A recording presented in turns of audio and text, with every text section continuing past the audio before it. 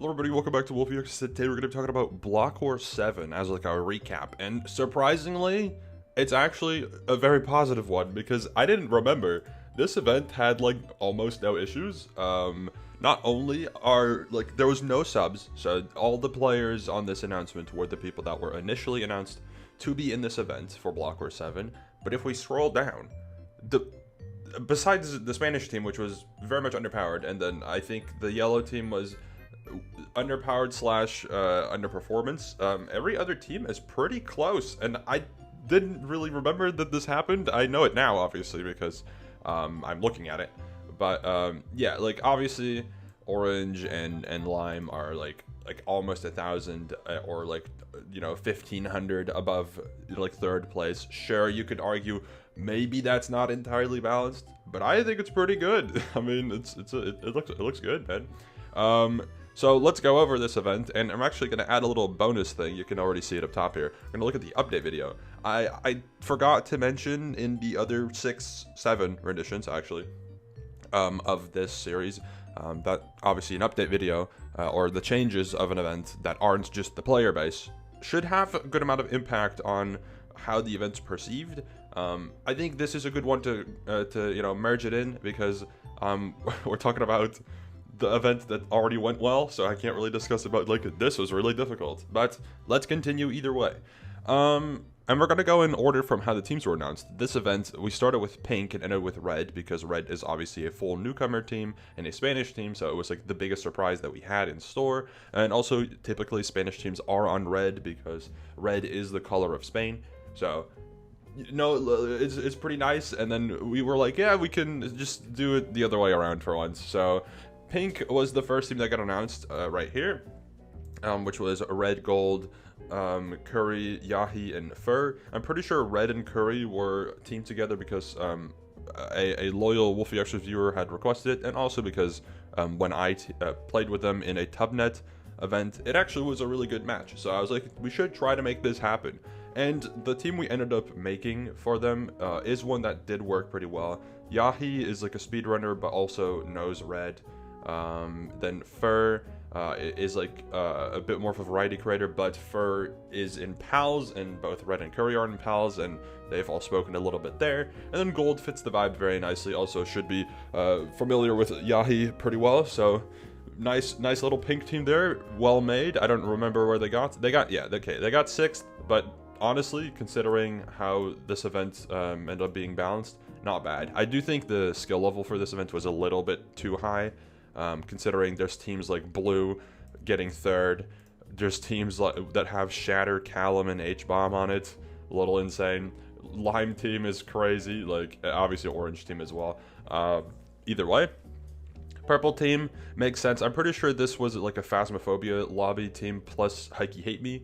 At the time, at least, that's what their Phasmo lobby was that they played with. So it was a requested 4-stack plus an extra player. They ended up placing 4th, so pretty nice.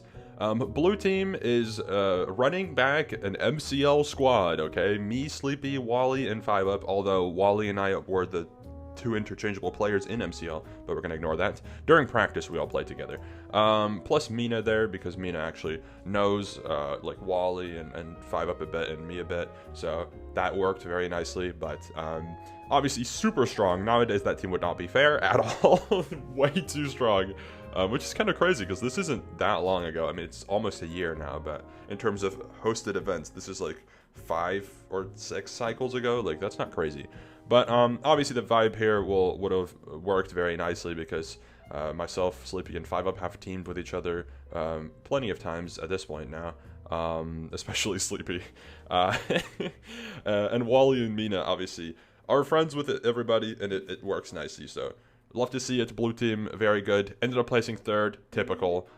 So yeah, moving on. Aqua team, I think at the time was the first time in a bit that both Callum and H had signed up, if I recall correctly, which was a nice surprise. So we were like, okay, let's put them on the same team together. Obviously from MCC they know each other, and even before MCC they should be familiar with each other from just being, content creators who've been in the game for a while. Regardless, we added Shatter and Ghosty and Delta to the mix, which I think, that trio has good little vibes together, and I think with Callum and H worked out fine. So very nice. That was the first day of team announcements. Moving on to the second one, you have the Lime team, Velvet, Cam, Cookie God, Misty, and Laguno. This was a team mostly requested from who Misty wanted to bring in at the time. Misty had vouched for, I think, Laguno and Cookie God to join because at the time, obviously, Misty was, well, still, Misty's super active on YouTube, and at the time, Cookie God and Laguno were standout Minecraft YouTubers to potentially join the roster. Obviously, Caman was added to that, potentially because we thought Cookie God was not going to be good at the game. I don't really know. Definitely another oversight, but to be fair, these are players that aren't in other events, and this is like the first time that they obviously played something, so we didn't really have much of a comparison to work with. And then Velvet on the team worked well. This is also a family-friendly team, which is a little tricky to work with because the blockwars roster, especially nowadays, I don't think is very family-friendly.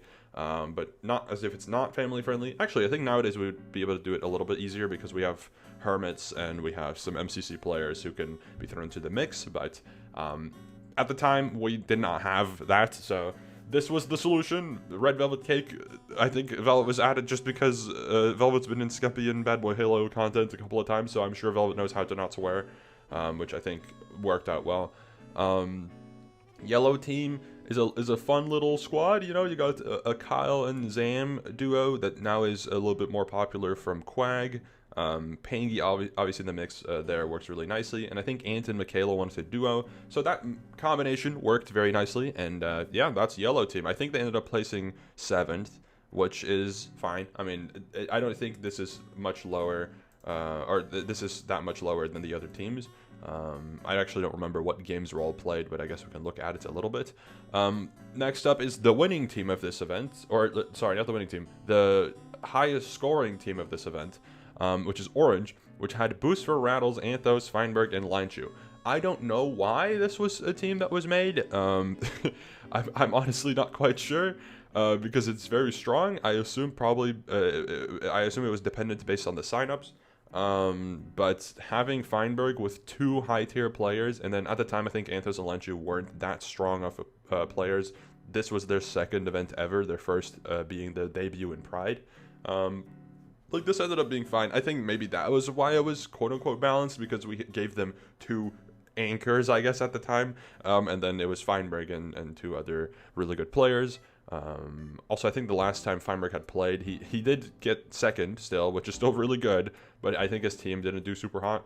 So he had a bit of a stronger team again. And then finally, there's the Capybaras Rojos, the red team, which still think is a very funny little team name that we made. I think it was a nice little touch. What I actually did for this, because I was the one who made the team name, was I googled what country or what animal is known in like Latin America or like Spain or whatever, and I think the capybara ended up ranking pretty high. And I was like, capybaras are very popular, so I'll just put that as the team name. And then red or rojos means red, but it's more like red something. So if something is red, it'll be whatever.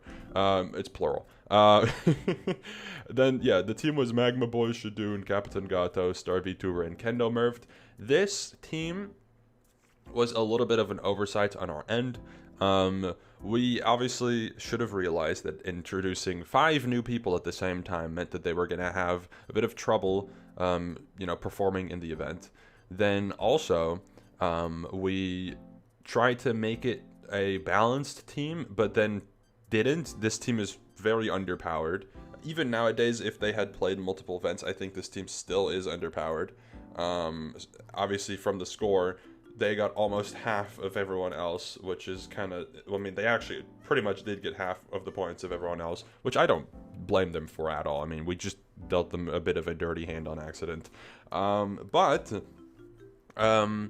It did spawn, the Shadoon arc in Blockers. I think Shadoon is now like won, I think once or twice, or at least he qualified for the finale a couple of times. The Blockers website doesn't want to load, but it was the introduction of Shadoon, which at the time was a very big deal. Keep in mind that obviously Blockwars was like the second event ever to be able to introduce like new people to the scene. Obviously, MCC being the first event where Shadoon played, but yeah, very nice regardless. And we'll see if there will be another Spanish team. I'm sure we'll probably try it at some point. It is just a little tricky because you're introducing a bunch of newcomers at the same time, and now that blockwars is going for a bit more of a weaker comp, it is going to be a little bit more difficult to make a balanced team for the Spanish community, especially because I know from Shadoon's side of things, he knows a good amount of very good players. Obviously, a lot of players who aren't as skilled as well. But if we look at his MCC team, which at the moment of this being uploaded, I assume will probably have already played. I don't know how well they did, but that team is universally seen. Is that the right? Unanimously, not universally. Unanimously seen as the best team, at least the strongest mechanical team, the one that looks the strongest. We'll see if they'll actually win. I think it's a pretty likely chance that they at least make Dodgebolt, but we'll see. Not something that matters in this video. Anyways. Continuing on. So yeah, like I mentioned, scores were pretty close. I don't know. Okay, wait, yeah. The games that were in were Sky Zone, oh yikes, Extraction, Race, Blitz Hunt, Party, Construction, Order Up, and Spleef. That is a pretty good lineup, I'd say. I mean, especially at the time of blockwars, the only game that you're missing here is what, Battle and Move, which I don't think is bad to not have included. I think this roster, considering it's a little bit on the stronger end, could have probably had either Battle or Move or both in the mix, but I don't know what other games would have been taken out in favor of that. I also don't recall if there was 9 games in the roster at this time. I don't remember when we stopped putting 9 games in and just only stuck to 8, but regardless, pretty good event. And then if we skip through the update video very quickly, I'm going to play it at 2x speed, so pay attention. Welcome to the BW7 and Origins 23 update video. Before we begin, this cycle we focused on many quality of life changes that make the event even more immersive and reactive to the player and viewer experience. Almost every game has received a new graphic at the top of your screen. Okay, so this was a bit of a graphic overhaul that was introduced there. Okay, very nice. Which is very nice, a good quality of life change. Obviously, a lot of people won't care about it too much. We also introduced different languages to the event, which is very nice because of the Spanish team. It was a very big factor that we thought was important. And the Sky Zone airdrops have a whirring sound now. Whirring sounds aside. Oh yeah, so there's the more quality of life changes is that actually I'll just keep playing music. More quality of life changes is that there's sound effects and a bunch of things now, which just makes it an overall more clean event experience. Obviously, Sky Zone's a bit of a womp womp. Yeah, now there was a trash can added, which is interesting to order up. I don't think that was too important. That was just mentioning what's in the move lineup. But oh, so move was skipped, I assume here, right? Okay, so Move wasn't played, so there was 9 games, okay. The whole course all to yourself. Party has received a change where more than 4 games will be in rotation every cycle. However, a random selection of 4 will be chosen to be played. The pool of games will continue to grow, but currently stands at Photon, Splat, Crossy Road, Crossfire, and B-Test. Splat's okay, so the party change... Is this the first event where Party only has 4 games played? I thought this was a change we made way earlier. Hold on, let me actually listen to this. I'm trying to figure out what happened. Hello? You no longer need to share a course with your teammates. You now have the whole course all to yourself. Party has received a change where more than 4 games will be in rotation every cycle. However, a random selection of 4 will be chosen to be played. The pool of... Okay, I don't actually think that's a thing. Maybe it was, but it's no longer a thing at least. Apparently there was a change where we would randomly have... Actually, that was a thing. Never mind. Yeah, that definitely was a thing. It no longer is. I can tell you that. To grow, but currently stands at Photon, Splat, Crossy Road, Crossfire, and B-Test. Honestly, pretty good lineup here, though. So we have Splat, Photon, Crossy Road, Beep Test, and Crossfire. That's pretty good. I mean, Crossfire is a little bit whatever, but bombs will now stay on your person after you die. Everything else is good. Hit on a player when you throw one, that player will be instantly eliminated. Extraction will be returning to the Hanami Temple map and is getting a new item, Smoke Bombs.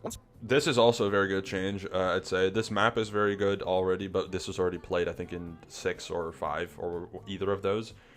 Smoke bombs are a very nice feature that were added to Extraction, that's for sure. Has been added when all players on the opposing team have been eliminated. Lastly, in Bridges, a new rustic graphic has been added to help show how close teams are to and this is cosmetic as well.